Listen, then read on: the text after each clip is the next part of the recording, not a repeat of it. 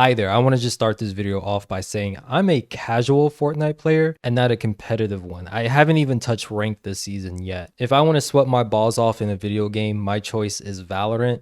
And if I just want to chill, relax, and goof off with my friends, I play Fortnite with them. But one thing I want to mention is that this Marvel season, it's felt a bit underwhelming. And I think there's a couple of reasons for that, and I'll go over them. Now, I want to say I'm still having fun in Fortnite, but this has been so far one of the least appealing seasons of Chapter 5, in my opinion, that I've played. And I think a good reason for that are the Marvel items aren't as dynamic as I would want them to be currently, at least the Marvel items that we got in the beginning of the season so far. I want to really point out the War Machine jetpacks, and one of the differences between War Machine's jetpacks versus the regular OG Fortnite jetpacks is the fact that you can sprint with them, you can go forward a little bit, and even that part of War Machine's jetpack has been nerfed. So in terms of like items that give you movement, it's very lackluster so far as a whole. And even if you want to combine the underworld dashes while having War Machine's jetpack, it's really funky just because it consumes a charge whenever you're in the air, or whenever you activate the jetpacks, you will consume a charge of the underworld dashes, which is another thing that is just odd. However, other Fortnite seasons, the movement has been a lot more appealing and dynamic in my opinion, especially when you compare it with other Marvel collabs like the Spider-Man web slingers. Those are quite peak for me personally, just being able to traverse the map as fast as possible.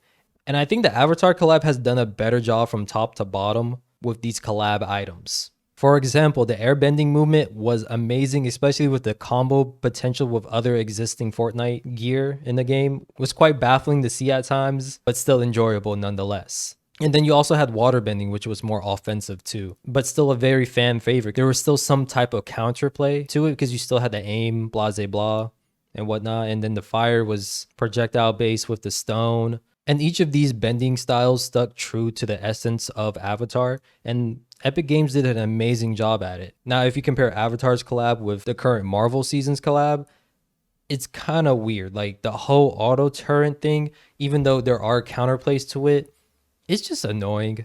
And now you have to carry an EMP grenade as a counterplay to it. And then there's Captain America's shield, which the end games have been really silly with Captain America's shield, where it just becomes a game of chicken to see who messes up first, you know? And this isn't really my gameplay, but gameplay I've seen of others. And yeah, you could say it's skill issue for not being more creative on how to attack this, but I feel like a lot of people are still going through this type of engagement, especially in the early games where both players have a Captain America shield. And again, I'm a casual player, and not just a casual player, I'm someone who only plays 0 builds currently. I might get back into building, but I'm currently just playing 0 builds, right? And the reason why it's such a big deal is the fact that when comparing first person to third person shooters, first person shooters gunplay, just the gunplay by itself, just raw shooting, clicking heads by itself, is typically more enjoyable in first person shooters than it is in third person shooters.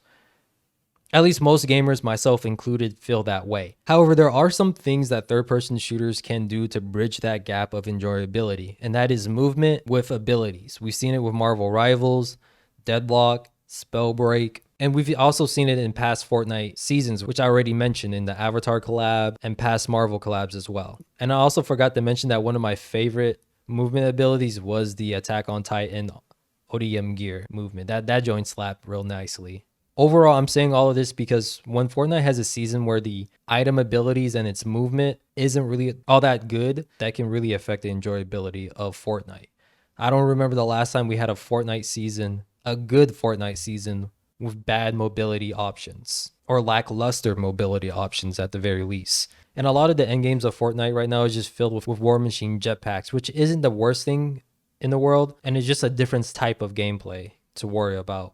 If anything, it kind of reminds me of the Tribe Ascend clips that I've been seeing around, where Fortnite is becoming a very vertically based game. And from my past experience, very vertically based games don't get received that well by most gamers. Typically like to stay on the x-axis. Or at least if you're going to go vertically, you got to work your way to it with skill. But you just get verticality for free with War Machine's jetpacks in this current season. But even then, some of the weapons in the loot pool currently, I'm sick and tired of seeing them, especially the burst ARs. I don't know what it is, but in the early game, that's all I see.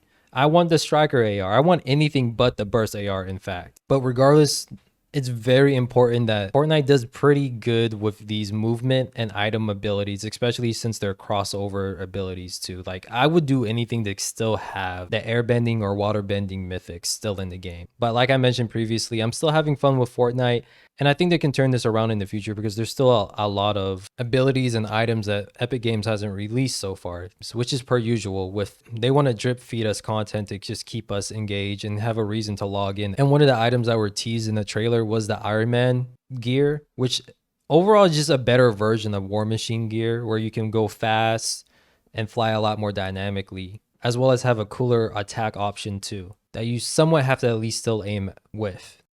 So I'm sure even though the beginning of this season for some people might feel like a little underwhelming, it will get better. At least I hope so. So let me know down below if you agree with me or you disagree with me. You feel like the beginning of this Marvel season is already peak. But I hope whatever you do, you choose to be a KDA warrior, where we kill the negativity and we say death to the excuses and assist our fellow man. Later.